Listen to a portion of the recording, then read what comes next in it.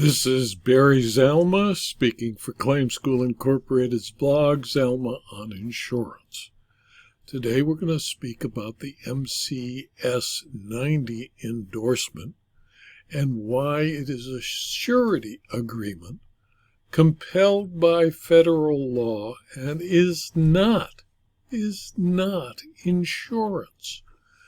An insurer and tort claimant disputed the insurer's maximum theoretical liability under a surety agreement, and in Wesco Insurance Company versus Edward Eugene Rich as wrongful death beneficiary of Donna C. Rich et al., a United States Court of Appeals Fifth Circuit decision of January 12, 2023, resolved the dispute over the limits created by the federally required MCS-90 endorsement. The MCS-90 is a surety endorsement that Wesco Insurance Company included with a liability insurance policy that it issued to Sam Freight Solutions, LLC. The insurance policy issued by Wesco provided up to $1 million in insurance coverage for a specific covered auto, that is, one described in the policy, which was a 2012 Volvo tractor and certain trailers attached thereto.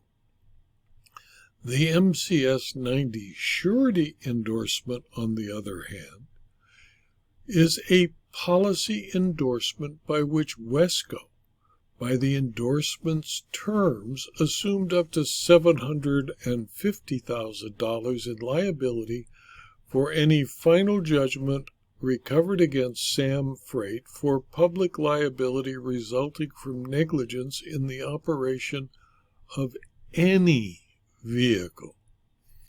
The MCS-90 endorsement, therefore, is not insurance. Instead, it creates a suretyship, which obligates an insurer to pay certain judgments against the person named, even though the insurance contract would have otherwise excluded coverage. Close quote. In such a situation, in my experience, I've seen as many as dozens of vehicles that were covered by the suretyship created by MCS-90 because the named insured only identified a single vehicle as a named auto. And that is the problem created by the MCS-90 endorsement, because it is not insurance. It is a compulsion by federal law. Now, the facts of the situation were that on July 29, 2018, LaDonna Rich died in an automobile collision involving a 2020 Freightliner vehicle. The defendants are her beneficiaries, and they filed a wrongful death suit against Sam Freight in Mississippi State Court. The insurance policy, as distinct from the MCS-90 suretyship endorsement that Sam Freight purchased from Wesco, does not name the 2010 Freightliner as a covered auto. Therefore, the Wesco policy does not independently offer coverage for the collision. The issue before the Fifth Circuit was the amount of coverage that the MCS-90 endorsement would provide in the event of a judgment against Sam Freight. The beneficiaries argued that the MCS-90 endorsement would provide up to $1 million in coverage, while Wesco argued that the $750,000 limit would be the maximum available amount, as stated in the MCS-90 endorsement form.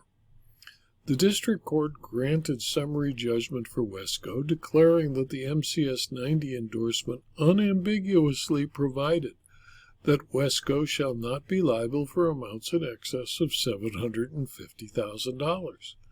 While this appeal was pending, the parties reached a settlement agreement under which Wesco agreed that it will pay whichever of the two amounts the Fifth Circuit determines the surety agreement required. Since the MCS-90 is a federally mandated endorsement, the operation and effect of a federally mandated endorsement is and always must be a matter of federal law. As a result, the Fifth Circuit's analysis focused on the plain language of the endorsement. To the extent that Mississippi's substantive law governs any residual questions, such as those regarding only the policy, construction of an insurance policy is a question of law which the Fifth Circuit was required to review. The insurance policy offers coverage up to $1 million per accident, but only for, quote, covered autos, close quote. The parties agreed that the 2010 Freightliner was not a, quote, covered auto, close quote, under the insurance policy's definition of that term. The MCS-90 endorsement makes Wesco liable as a surety for up to $750,000 for each accident. The endorsement applies regardless of whether or not each motor vehicle is specifically described in the policy. The MCS-90 attached to the Wesco policy consists of a fill-in-the-blank form that provides spaces for the parties to identify, among other things, the insurer's name, the insured for whom the insurer is acting as a surety, and the policy number that the endorsement supplements. In this case, the following amount appears in the blank space on the MCS-90. Quote, "The company shall not be liable for amounts in excess of $750,000 for each accident. As a result, Wesco agreed to provide $1 million in insurance coverage for Sam Freight's covered autos, but only $750,000 in public liability coverage for all other vehicles, no matter how many." The defendants argued that the number that appears in the blank space, $750,000, is a change of the policy. But it is a change only if the beneficiaries are otherwise correct that the MCS-90 and the insurance policy must have identical coverage limits. The MCS-90, for instance, contains the following language. Quote, "In consideration of the premium stated in the policy to which this endorsement is attached, the insurer agrees to pay, within the limits of liability described herein, any final judgment recovered against Sam Freight." The language quoted above sets up an unambiguous distinction between the policy and the endorsement. Likewise, the words, quote, "this endorsement," close quote, showed that the liability limit described herein is the limit that appears in the endorsement, not the policy. Neither the policy nor the endorsement required Wesco to provide suretyship liability in the exact same amount that it offers insurance coverage. The MCS-90 plain text limits Wesco's suretyship liability to $750,000, and therefore the Fifth Circuit affirmed the decision of the district court. In my opinion, the MCS-90 endorsement is a creation of federal law that was designed to protect innocent victims of trucking firms. It is not insurance. It is an act of Congress to require an insurer to indemnify a person injured by a trucker insured who did not pay a premium for the insurance of a specific vehicle it was operated. Sam Freight identified a single vehicle when it acquired insurance from Wesco with limits of liability up to $1 million.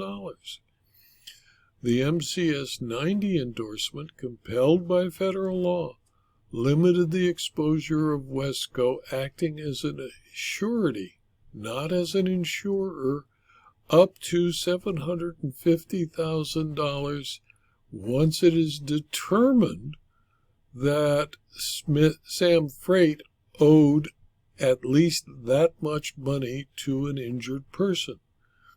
The language of the MCS-90 was clear and unambiguous, and if the wrongful death beneficiaries received a judgment up to or more than $750,000, Wesco would be required to pay no more than $750,000, and any additional damages would be the responsibility of Sam Freight. What the case doesn't discuss is the fact that if Sam Freight insured a single vehicle, the Volvo, but was operating, say, 50 other tractor trailers, and all 50 of those other tractor trailers got into accidents and caused damage to third parties, Wesco would be required to pay up to $750,000 for each of those 50 injured people. And Wesco didn't get a premium for it. It just obeyed the law.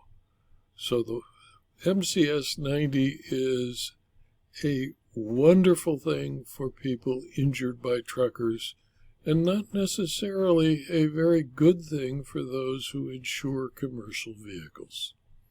This video was adapted from my blog, Zalma on Insurance, which is available free to anyone who clicks on the URL zalma.com/blog, and is also available free by video from rumble.com or from youtube.com. And if you watch these videos, I'd appreciate it if you click on the like button on YouTube and the rumble button on rumble.com and subscribe to them. And also, please tell your friends and colleagues about the blog and the videos so that they too can subscribe. And if you really want to go into more detail about insurance and insurance coverage and insurance law, consider subscribing for a very small fee to my Locals community or my Substack publications. Thank you for your attention.